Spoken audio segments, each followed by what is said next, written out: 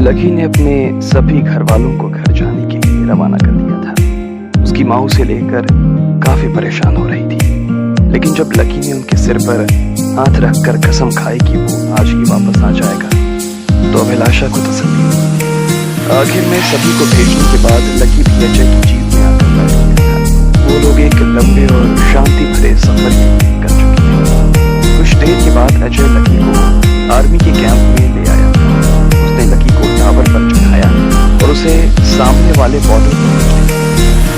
आखिर में वो लकी को अपने साथ अपने कमरे में लेकर आ गया और उससे ललित सिंह के बारे में बात करने लगा। आप दोनों के बीच में मेरा मतलब है कि आप उनसे सीधा भी तो बात कर सकते हैं, इसमें आपको मुझे बीच में लाने की क्या जरूरत है? लकी ने पूछा। वो असल में ये भापना चाहता था कि आखिर अजय और ललित के बीच में क्या रिश्ता था। मैं चाहता तो उसे सीधा फोन कर सकता, मैं चाहता तो उससे बात भी कर सकता। हम दोनों के बीच चीजें कुछ ठीक नहीं है, अजय ने कहा। उसकी आंखों में लकी को एक अजीब सा मलाल नजर आ रहा था। वो देख पा रहा था कि अजय उस चीज के बारे में बहुत खुलकर बात करना चाहता था, लेकिन वो कुछ कह नहीं पा रहा था। अब इससे पहले कि लकी अपनी तरफ से कुछ कहता, अजय ने खुद एक सांस लिया। लकी प्लीज, मैं तुझसे रिक्वेस्ट कर रहा हूँ कि उस आदमी को मेरे लिए, मैं जानता हूँ ये काम तुम्हारे लिए इतना आसान नहीं होने वाला है जितना अभी सुनने में, लेकिन तुम्हारे अलावा इसे और कोई भी नहीं कर सकता। लकी को अभी तक नहीं पता चला कि अजय ये सब क्यों चाहता और लकी को भी ये सब क्यों वाला था। फिर भी उसने देश हित के बारे में सोचा और कहा, ठीक है, मैं आज ही जाकर उनसे बात करता हूँ। मैं अपनी पूरी कोशिश करूंगा कि जल्द से जल्द उन्हें आपके सामने लेकर जाऊं। लकी ने कहा और अपनी कुर्सी से उठी। अजय ने अपनी जूनियर को इशारा किया। उसने लकी को गाड़ी में बैठाया और दोनों फिर से जैसलमेर आने के लिए रवाना हो गए। कुछ देर के सफर के बाद में लकी फ्लाइट में बैठ चुका था। वो पूरे रास्ते बस यही सोच रहा था कि आखिर अजय और ललित सिंह के बीच में दिक्कत क्या थी। जब दोनों ही एक दूसरे को जानते थे तो फिर दोनों एक दूसरे से सीधे बात क्यों नहीं कर रहे थे। लकी इसी ख्याल के साथ सीधा अपने घर पहुंचा और अभिलाषा से मिला। तब तक रात हो चुकी थी। उसने अपनी माँ को सारी बात बताई और आखिर में कहा, माँ, मुझे अभी पटना निकलना होगा और ललित अंकल से बात करना है। अगर वो राजी हो गए तो हो सकता है कि मुझे सुबह ही उन्हें फिर से लेकर जैसलमेर जाना है। लकी, इतना लंबा सफर इतने कम टाइम में? बेटा, तू कल पूरी रात नहीं सोया और आज भी तेरी नींद पूरी नहीं होगी तो कैसे काम चलेगा बेटा? अभिलाषा ने उसकी चिंता की। माँ, आप मेरी चिंता मत करिए, देश के लिए तो मैं अपनी जान दे सकता हूँ। चुप कर, क्या बकवास कर रहा है? अरे माँ, ये मौका हर किसी को कहाँ नसीब होता है, प्लीज जाने दो ना। अगर मैं ललित अंकल को ले आया और वो मेरे साथ जैसलमेर चलने के लिए मान गए तो मेरे सिर से बोझ हल्का हो जाएगा। मुझे लगेगा कि मैंने अपनी तरफ से उन तीनों जवानों को श्रद्धांजलि दे दी है जिनकी इस सब के बीच मौत हुई, लकी ने कहा। अभिलाषा उसकी बात सुनकर मुस्कुरा। उसे ऐसा लग रहा था कि लकी अपनी उम्र से ज्यादा ऐसे में उसने कहा, ठीक है, पर कल इसी वक्त तू मुझे फिर से घर में चाहिए, समझा? पक्का माँ, पक्का, आपकी कसम, लकी ने कहा और अभिलाषा के सिर पर हाथ रखने के बाद वहां से निकल गया। लकी ने अपना हेलीकॉप्टर लिया और सीधा पटना के लिए रवाना हो गया। वो 1 घंटे में पटना पहुंचा और सीधा अपने कॉटेज पर आ गया।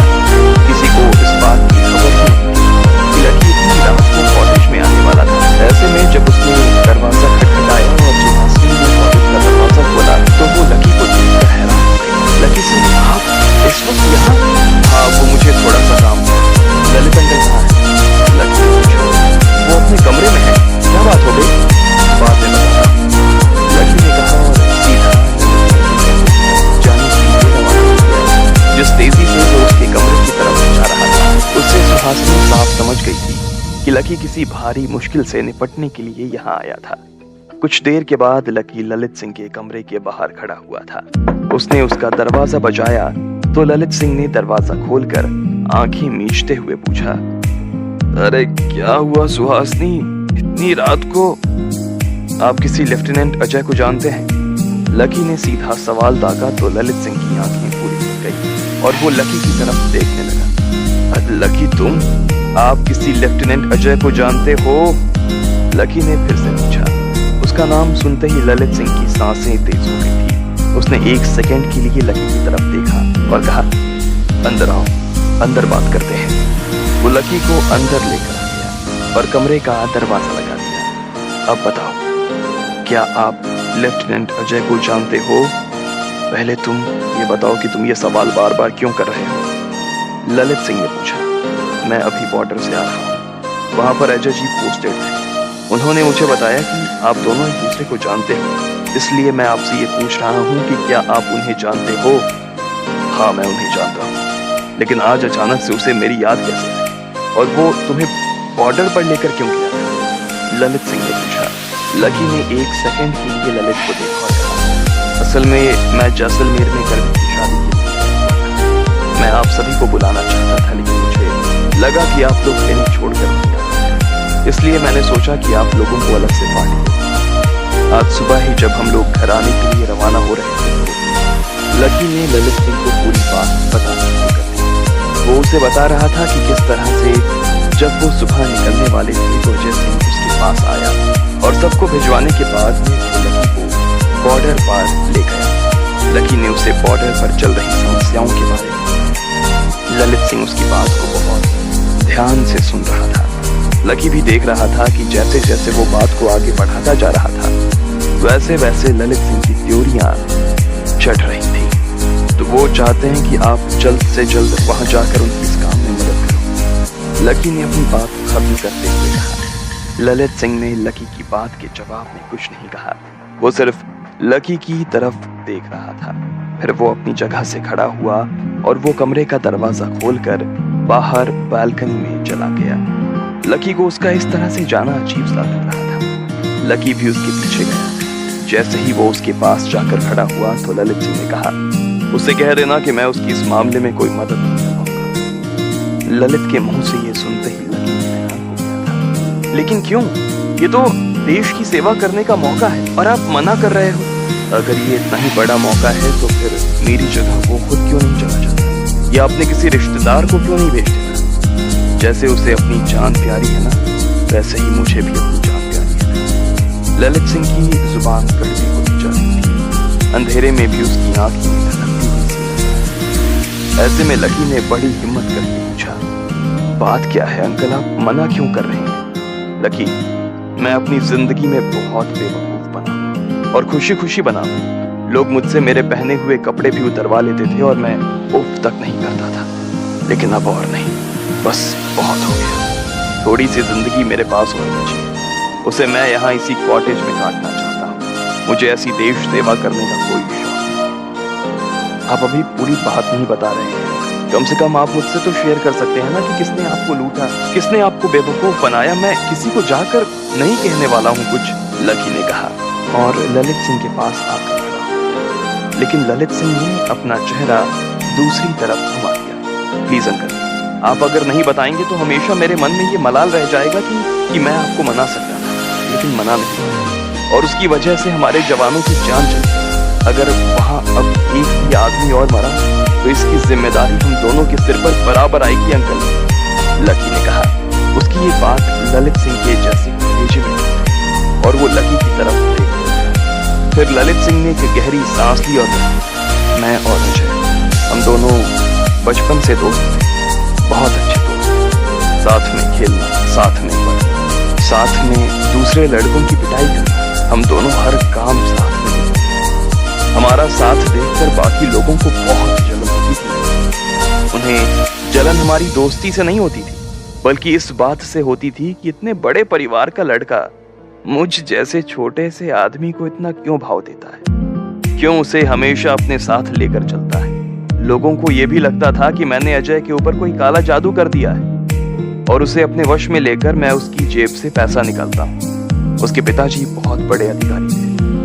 मेरे पिताजी लोहे की वेल्डिंग का काम किया था। हम दोनों की दोस्ती की नींव ही ये बात थी कि उसे लोहे की वेल्डिंग करना सीखना था और मैं उसके पिताजी की लाइब्रेरी में जाकर 2 किताबें पढ़ना चाहता था। वो हुआ भी और ऐसा हुआ कि पूरा गांव देखता रह गया। धीरे धीरे जैसे जैसे हम जवान होते जा रहे थे तो हम दोनों का रुझान हक के लिए लड़ाई करने की तरफ बढ़ता जा रहा था। हम दोनों ही किसी बेकसूर के साथ स्कूल में कुछ गलत नहीं होने देते। तिरंगे को देखकर हम दोनों के रोंगटे खड़े हो जाते थे। ऐसे में हमारे टीचर ने हमें कहा कि हम दोनों को फौज में जाने की तैयारी करनी चाहिए। हम दोनों ने उनकी सुनी और फौज की तैयारी भी करने लगे। हमारी दोस्ती इस तैयारी के बीच में और ज्यादा निखरती जा रही थी। हम दोनों में अक्सर इस बात की होड़ लगी रहती थी कि सबसे तेज भागने का रिकॉर्ड कौन तोड़ेगा, कौन सबसे ज्यादा पुशअप मार पाएगा, मेरा शरीर ज्यादा मजबूत।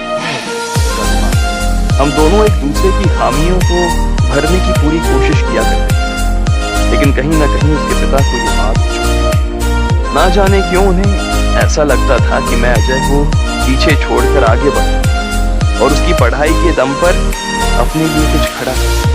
इसलिए उन्होंने हम दोनों की दोस्ती में फूट डालनी शुरू कर दी। ललित सिंह ने कहा। लकी उसकी बात को ध्यान से सुन रहा था। ललित सिंह ने एक गहरी सांस ली और कहा, लेकिन हम दोनों की दोस्ती उस लोहे की जोड़ जैसी थी लगी जिसे कोई जंग नहीं तोड़ सकती। अजय ने अपने पिता की एक नहीं सुनी और उल्टा मेरी और ज्यादा मदद करने लगा। पर धीरे धीरे अजय के पिता ने मुझे उससे दूर करना शुरू कर दिया। परीक्षा के 10 दिन पहले से तो हमने एक दूसरे का चेहरा ही देखना बंद कर दिया। आखिर में हम दोनों की परीक्षा का दिन आया। हम दोनों को पास के शहर में टेस्ट देने के लिए जाना था। पहले तो हम यही सोच रहे थे कि मैं और वो साथ जाएंगे, लेकिन उसके पिता का जिस तरह का रवैया था ना लगी, उससे हम दोनों को अलग अलग जाना पड़ा। जैसे ही मैं अपने पापा के साथ सेंटर के बाहर पहुंचा तो अचानक से अजय के पिताजी मेरे पापा के पास आए और बोले कि अजय की तबीयत बहुत खराब है। रास्ते में यहाँ आते हुए परीक्षा की घबराहट की वजह से उसे चक्कर आ गए और डॉक्टर ने उसे हॉस्पिटल में भर्ती किया हुआ है। मैं उनकी बात सुनकर घबरा गया और मैंने पूछा कि वो किस हॉस्पिटल में है, तो उन्होंने कहा कि वो कैलाश हॉस्पिटल में है, लेकिन वहाँ जाने का कोई फायदा नहीं है क्योंकि उन लोगों ने अजय को एडमिट किया हुआ है। फिर वो मेरे पिता की तरफ देखने लगे और हाथ जोड़ते हुए बोले कि भाई साहब, आप प्लीज ललित की भी परीक्षा इस साल कैंसिल करवा दो।